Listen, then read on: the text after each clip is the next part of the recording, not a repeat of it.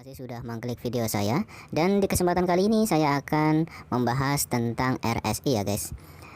Sebelumnya saya menggunakan RSI ini, saya menggunakan RSI yang 10, kadang menggunakan RSI 14. Tapi dengan indikator ini ternyata tidak tepat 100% atau bahkan tidak tepat sampai 80% suka gagal. Nah, kenapa bisa begitu? Nah, sebenarnya saat kita menggunakan RSI 10 itu ada syarat-syaratnya guys. Jadi kita tidak asal menggunakan RSI 10 lalu kita open posisi. Sebelum menggunakan RSI 10, kita cek terlebih dahulu market mana yang bagus. Nah, market mana yang bagus itu kalau menurut saya pribadi, market yang bagus itu kalau menggunakan RSI ini adalah yang sedang terjadi support ataupun resisten. Jadi kalau sobat sebelum open posisi pastikan terlebih dahulu ya, cari dulu marketnya yang bagus. Nah, lalu kalau memang sobat terbiasa menggunakan RSI 10 ataupun 14, terbiasa. Nah, kalau sobat terbiasa pasti sudah tahu nih ya, RSI 10 ataupun 14 itu kapan kita harus open posisi. Jadi kapan open posisinya itu adalah ketika kita melihat si RSI ini sudah menyentuh di garis atas ataupun bawah, sudah menyentuh di harga tertinggi ataupun harga terendah. Nah, akan tetapi ya menurut pengalaman saya sendiri, ketika saya bertrading di OT ini, kadang walaupun kita sudah menggunakan RSI 10 ataupun 14, terus di situ kita lihat harganya sudah tepat ya, seharusnya dia sudah naik ya, tapi tetap anjlok, tetap turun. Jadi harusnya kita prediksinya naik tapi malah tetap anjlok.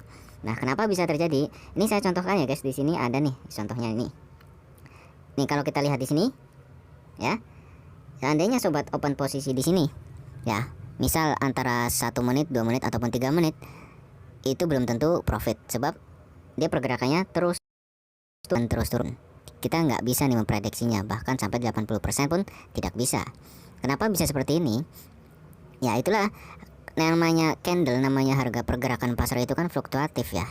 Jadi dia ada naiknya, ada turunnya. Nah, makanya kita sebelum open posisi kita pastikan kita cari dulu nih market yang sedang support dan resisten, yang dalam arti dia sedang naik turun seperti itu. Nah, lalu supaya kita untuk mensinkronkan ya guys, jadi kita buat terlebih dahulu RSI ini tuh bagus, RSI ini tuh pas buat si market tersebut. Caranya gimana? Kita rubah saja. Kita nggak harus menggunakan RSI 10 ataupun 14, tapi kita bisa menggunakan RSI yang sesuai dengan pergerakan saat itu. Ya, misal di sini saya ubah RSI-nya, dilihat. Nah, di sini 24 ya guys. Jadi ketika dia sudah mentok paling bawah, dia akan terjadi pergerakan pembalikan arah ya. Lalu kita cek nih ya, kita cek dulu di aset kripto. Nah, kita cek lagi di aset kripto. Nah, kalau di aset kripto yang ini kita lihat itu ini sama nih, sama yang seperti sebelumnya. Ini sudah pas nih ya. Ketika dia sudah hampir mentok di atas, maka akan terjadi penurunan.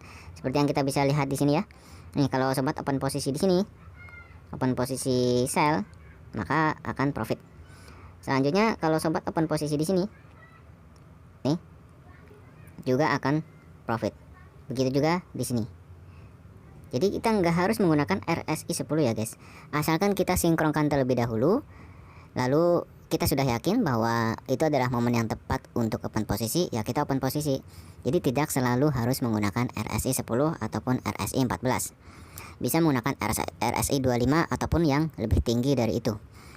Nah, nggak cuma itu, kita juga mesti melihat pergerakan candlenya ya guys. Jenis-jenis candlenya juga kita harus pelajari.